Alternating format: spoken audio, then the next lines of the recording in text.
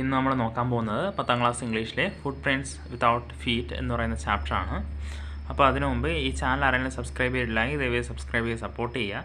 അപ്പോൾ ഈ ചാപ്റ്ററിൽ നമ്മൾ നോക്കാൻ പോകുന്നത് എന്താണെന്ന് വെച്ചാൽ, ഇതിനകത്ത് എന്താണ് ഒരു മനുഷ്യന് ഇൻവിസിബിൾ ആവാൻ പറ്റുമോ, പറ്റുന്നുണ്ടെങ്കിൽ അതായത് ആ കണ്ടുപിടിച്ച സയൻറ്റിസ്റ്റ് താൻ കണ്ടെത്തിയ കണ്ടുപിടുത്തം യൂസ് ചെയ്യുകയാണോ, അതായത് ഉപയോഗിക്കുകയാണോ അതോ ദുരുപയോഗിക്കുകയാണോ ചെയ്യുന്നതെന്നാണ് നമ്മൾ ഈ ചാപ്റ്ററിൽ ഈ സ്റ്റോറിയിൽ നോക്കാൻ പോകുന്നത്. അപ്പോൾ നമുക്ക് ചാപ്റ്ററിലേക്ക് കിടക്കാം.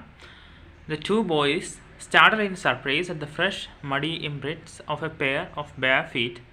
What was a barefooted man doing on the steps of a house in the middle of London, and where was the man? As they gazed, a remarkable sight met their eyes. A fresh footmark appeared from nowhere.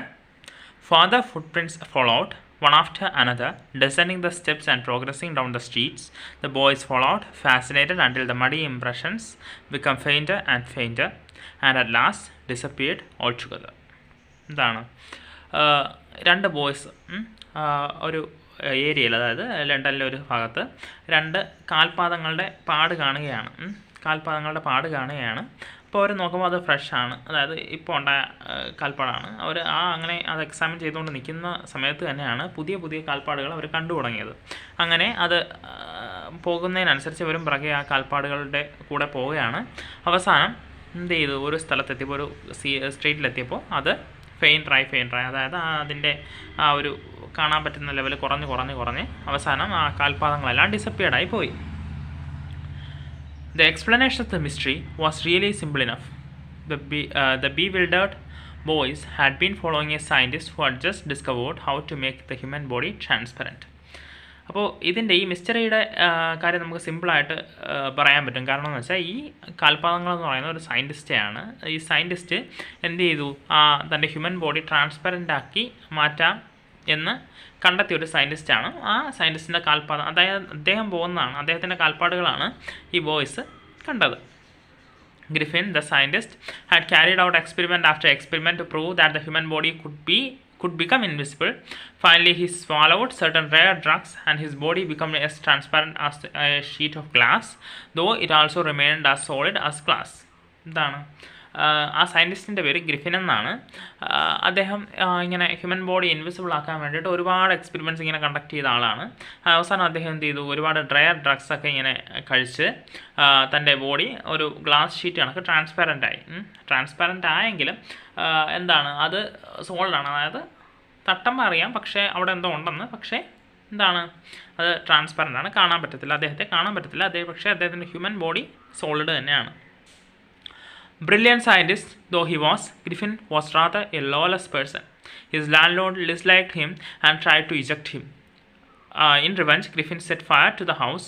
To get away without being seen, he had to remove his clothes. Thus it was that he became a homeless wanderer, without clothes, without money, and quite invisible, until he happened to step in some mud. The left footprints as he walked. അപ്പോൾ എന്ത് ചെയ്തു,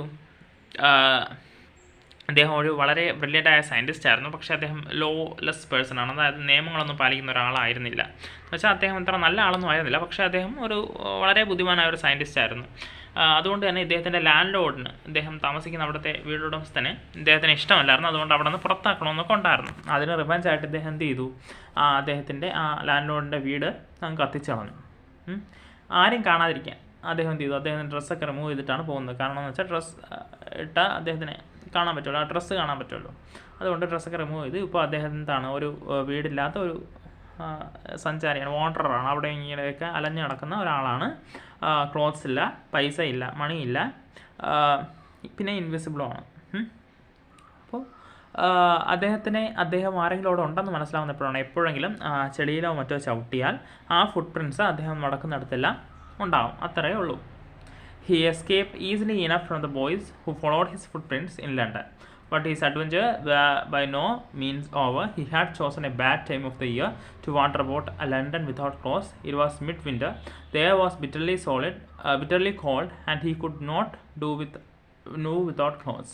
Instead of walking about the street, he decided to slip into a big London store for warmth.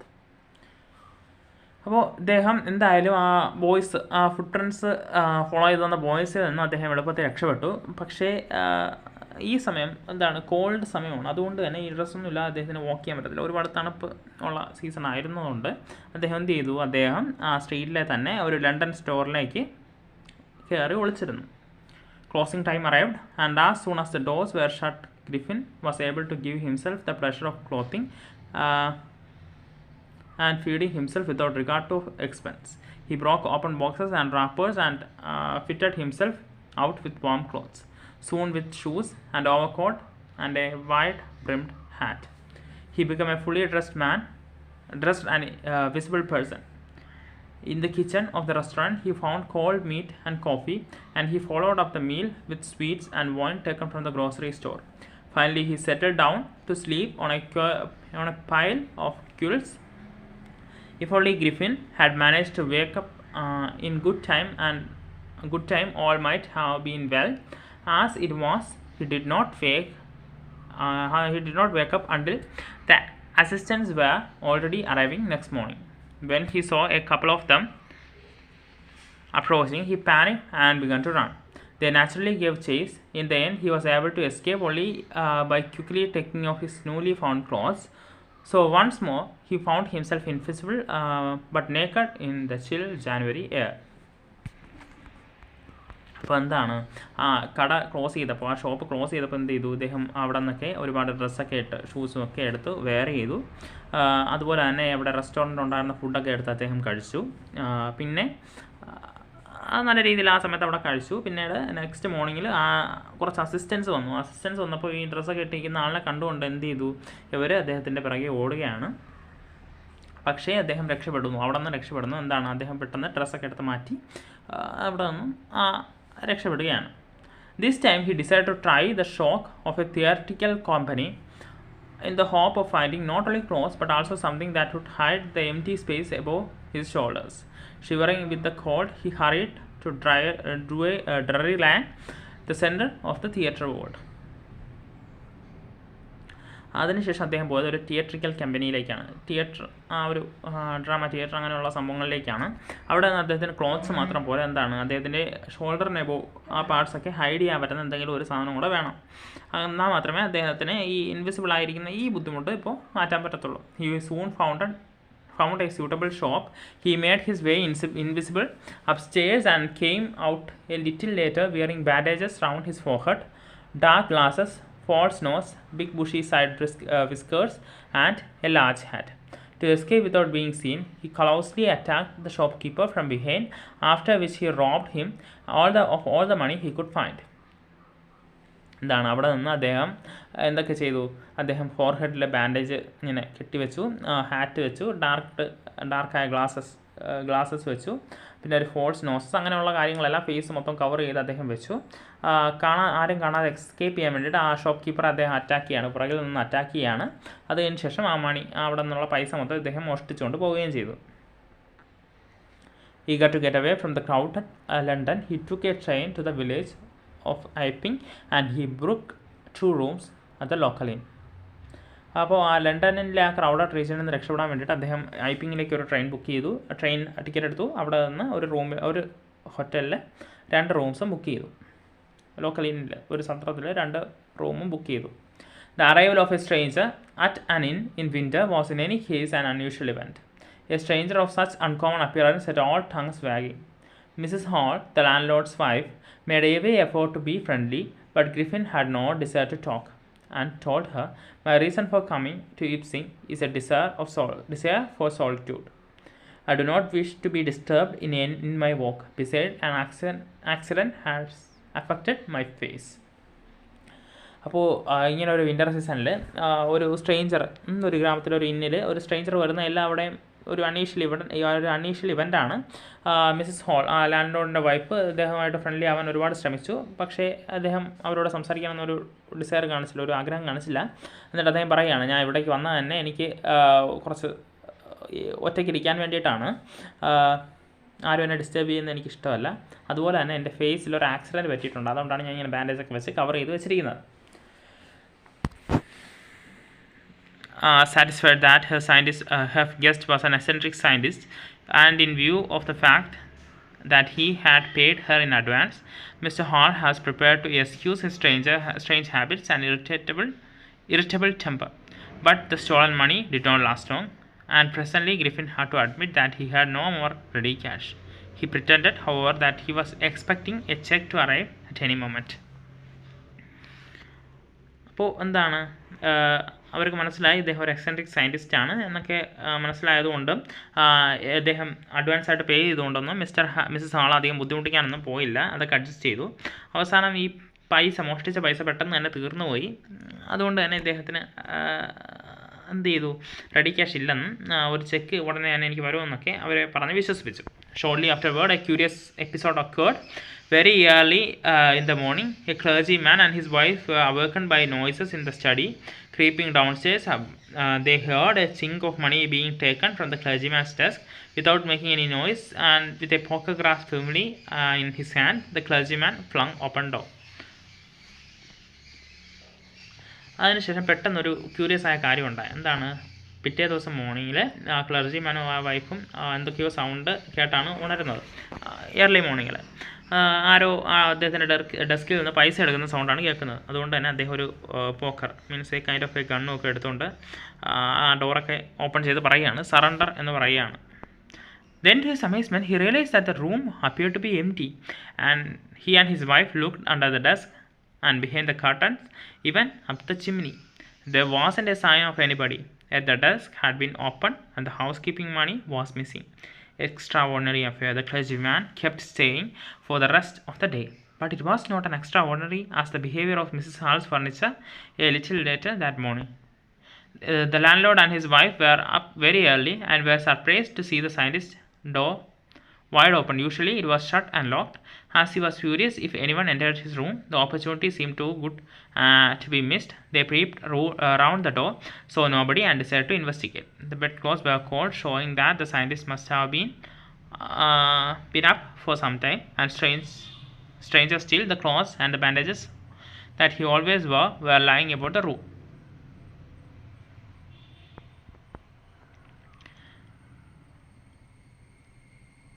അപ്പോൾ എന്താണ്, land വൈഫും very early ഒരുപാട് നേരത്തെ എഴുന്നേറ്റു. അവിടേക്ക് നോക്കിയപ്പോൾ അൺയൂഷ്വലായിട്ട് അദ്ദേഹത്തെ ആ സയൻറ്റിസ്റ്റിൻ്റെ റൂം ഓപ്പൺ ആയിരുന്നു. എപ്പോഴും അത് അടച്ചാണ് ഇടാറ്, പക്ഷേ ഇത്തവണ ഓപ്പൺ ആയിരുന്നു. അവരിതൊരു നല്ല ഓപ്പർച്യൂണിറ്റി ആയിട്ട് കണ്ട് അതിലേക്ക് എന്തൊക്കെയാണെന്ന് നോക്കി, ആരുമില്ലെന്ന് ഉറപ്പിച്ചു. അവിടെ എന്തൊക്കെയാണെന്ന് നോക്കാമെന്ന് ഇൻവെസ്റ്റിഗേറ്റ് ചെയ്തു. അപ്പോൾ ബെഡ് ക്ലോത്ത്സ് ഒക്കെ കോൾഡായിരുന്നു. അപ്പോൾ അവർക്ക് മനസ്സിലായി കുറച്ച് നേരത്തെ എഴുന്നേറ്റിട്ടുണ്ടെന്നൊക്കെ മനസ്സിലായി. അദ്ദേഹം വേറെ ആളെ ക്ലോത്ത്സും ബാൻഡേജസൊക്കെ അവിടെ കിടക്കുകയായിരുന്നു. All of a sudden, Mrs. Hall heard a snip close to her ear. A moment later, the hat on the bedpost leapt up and dashed itself into her face. That the bedroom chair became alive. Springing into the air, it charged straight at her, legs foremost. As she and her husband turned away in the terror, an extraordinary chair pushed them both out of the room and then appeared to slam and lock the door after them. അപ്പോൾ എന്താണ്, പെട്ടെന്ന് അവിടെ എന്തോ ഒരു sniff Mrs ഹാളിൻ്റെ പിറകിൽ കേട്ടു. ഇങ്ങനെ ഇവർ നോക്കിയപ്പോൾ ഇവരെ ആ റൂമിൽ നിന്നൊക്കെ ഒന്നും കാണാനില്ല, എന്തൊക്കെയോ തള്ളി ഇവരെ റൂമിൽ നിന്ന് പുറത്താക്കിയാണ്. Mrs Hall almost fell down the stairs in hysterics. She was convinced that the room was haunted by spirits and that the strange man had somehow caused these to enter into her furniture. My poor mother used to sit in that chair, she moaned, to think it should rise up against me now. എന്താണ്, അപ്പോൾ ആ miss whole അവിടെ വീണു, ആ ചെയറിൻ്റെ അടുത്ത് വീണു. എന്നിട്ട് ചിന്തിക്കുകയാണ് ആ റൂമിൽ എന്തൊക്കെയോ സ്പിരിറ്റൊക്കെ ഉണ്ട്, എന്തോ അത് പ്രേതബാധയൊക്കെ ഉണ്ടെന്ന് അദ്ദേഹം വിചാരിക്കുകയാണ്. ആ ഫർണിച്ചറിലും ഈ സ്ട്രേഞ്ചർ കാരണം ഈ ഫർണിച്ചറിലൊക്കെ ഇങ്ങനെയൊക്കെ ഉണ്ടായി എന്ന് അവർ വിചാരിക്കുകയാണ്. എന്നിട്ട് അവർ പറയുകയാണ്, എൻ്റെ അമ്മ ഫർണിച്ചർ ചെയറിലായിരുന്നു ഇരുന്നത്, ഇപ്പോൾ അതെനിക്ക് നേരെ തിരികെയാണെന്നൊക്കെ ഇങ്ങനെ സംസാരിക്കുകയാണ്. The feeling among the neighbors was that the trouble was caused by witchcraft. But witchcraft or not, when the news of the burglary at the clergyman's house became known, the strange scientist was strongly suspected of having had a hand in it. Suspicion grew even stronger when he suddenly produced some ready cash, though he had admitted not long before that he had no money. അപ്പോൾ എന്താണ്, neighbours പറഞ്ഞു ഇതൊക്കെ which ക്രാഫ്റ്റാണ്, മന്ത്രവാദം കാരണമൊക്കെ ഉണ്ടായതെന്നൊക്കെ പറഞ്ഞു. അപ്പോഴാണ് ഈ ഗ്രാമത്തിനൊത്തും അറിയുന്ന ഈ ക്ലർജിമാൻ്റെ അവിടെ നിന്ന് മോഷണം പോയത്. അപ്പോൾ ഇവർ ഉറപ്പിച്ചു ഈ സയൻറ്റിസ്റ്റാണ് ഇതിനൊക്കെ പിന്നിലെന്ന് അവർ ഉറപ്പിച്ചു. അങ്ങനെ ഉടനെ തന്നെ ഈ സയൻറ്റിസ്റ്റ് കുറച്ച് പൈസ റെഡി ക്യാഷുമായിട്ട് അവരെ കൊണ്ട് ഏൽപ്പിക്കുകയാണ്. തൊട്ട് മുമ്പാണ് ഈ സയൻറ്റിസ്റ്റ് പറഞ്ഞിരുന്നത് അദ്ദേഹത്തിൻ്റെ ഇപ്പോൾ റെഡി ക്യാഷൊന്നും ഇല്ലാന്ന്. The village constable was secretly sent for. Instead of waiting for the constable, Mrs. Hall went to the scientist, who had somehow mysteriously appeared from his empty bedroom.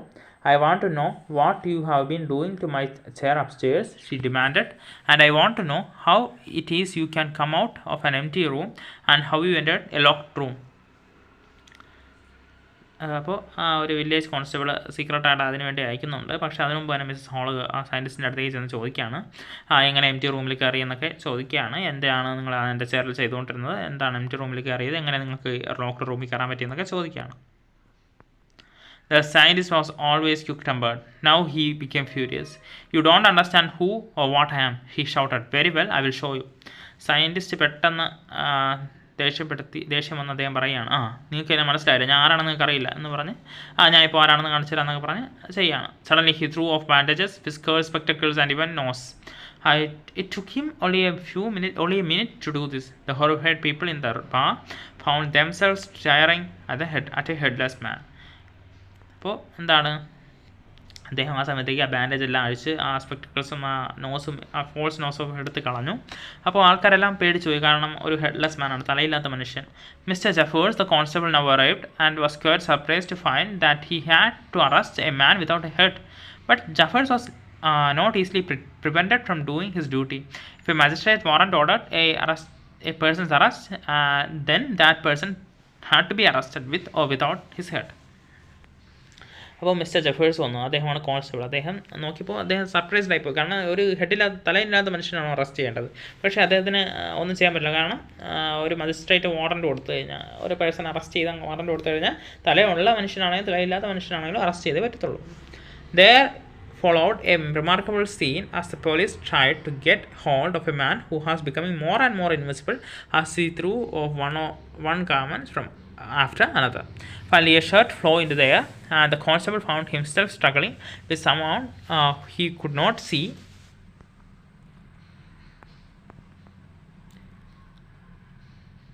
He could not see at all. Some people tried to help him, but found themselves hit by blows that seemed to come from nowhere. അപ്പോൾ ഈ police നോക്കുമ്പോൾ എന്താണ്, കൂടുതൽ ഇൻവിസിബിളായിട്ട് വരികയാണ്. ഓരോ garments എടുത്ത് മാറ്റുമ്പോഴും കൂടുതൽ ഇൻവിസിബിളായിട്ട് വരികയാണ്.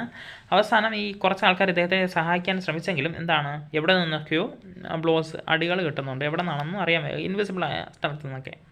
In the end, Jeffers was knocked unconscious and he made a last attempt to hold on to the unseen scientist. There were nervous, excited cries of hold him. But this was easier said than done. Griffin had shaken himself free, and no one knew where to lay hands on him. അപ്പോൾ Jafar's police എന്ത് ചെയ്തു, പെട്ടെന്ന് തന്നെ ഇദ്ദേഹത്തെ പിടിക്കാൻ ശ്രമിക്കുമ്പോൾ നോക്ക്ഡായി, unconscious ആയിട്ട് വീണു. ബാക്കിയല്ല അവിടെ നിന്നൊക്കെ നെർവസ് ക്രൈസ് കേൾക്കാം, ഹോൾഡ് ഹിം, പിടിക്കുവാനെന്നൊക്കെ കേൾക്കാം. പക്ഷേ ഗ്രിഫിൻ എന്ത് ചെയ്തു, അദ്ദേഹം ഫ്രീ ആയി, ആ ഡ്രസ്സൊക്കെ റിമൂവ് ചെയ്തു. ഇപ്പോൾ അദ്ദേഹത്തിന് എവിടെ നിൽക്കുകയാണെന്ന് ഒരു ആൾക്കാർക്കും അറിയത്തില്ല, എവിടെ നിന്ന് ഇദ്ദേഹത്തെ കിട്ടുമെന്നും അറിയാൻ പറ്റത്തില്ല. അപ്പോൾ ഇതാണ് നമ്മുടെ സ്റ്റോറി. H.G. വെൽസ് ആണ് ഈ സ്റ്റോറി റൈറ്റ് ചെയ്തത്. Thank you.